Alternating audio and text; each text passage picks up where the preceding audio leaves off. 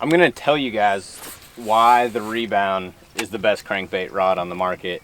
And a lot of it has to do with the S2 fiberglass that it's built on.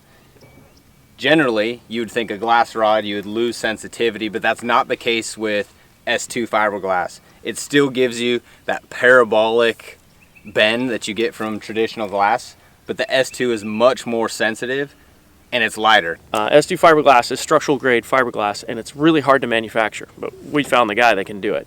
And we had the Rebound blanks made specifically for the, casting and moving baits, crankbaits, chatterbaits, for instance, this one. And what's awesome about it is structural grade fiberglass is very thin walled, so this rod is really light. I mean, if you picked it up, you wouldn't think that it was fiberglass. But because it's a thin, stiff material, it has a lot of feedback. So you actually get a very sensitive fiberglass rod. It's the best of both worlds.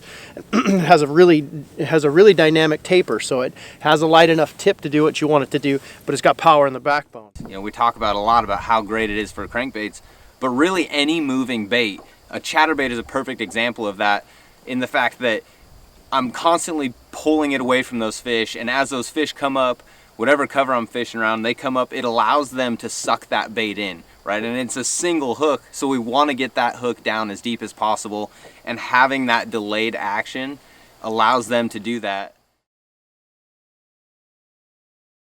The other great thing about a fiberglass rod when throwing chatterbaits is a lot of the times the fish will come up and grab the chatterbait and close their mouth over the blade. If you have a really stiff rod, when you go and pull really hard or jerk really hard, you blow that blade wide open, it blows their mouth open on the way out. A Rebound, because it's a glass rod with a slower response, it's going to allow that hook to penetrate before the blade comes up. You're going to get more hook sets. You're going to get that hook farther back in their mouth. The other thing it does and what it creates is when you throw a chatterbait with like a Rebound, is when you go to pull that bait out of the grass or out of the cover and you want to snap it a little bit, a really stiff rod will make the bait zip. It'll zzz real fast. A chatterbait or a Rebound will allow the chatterbait to hunt its way out because it's not pulling as hard. It's a little bit less responsive material, so it'll hunt its way out of that cover, and that'll generate more bites for you. Alpha Angler zip code cast. Minimal effort, maximum distance.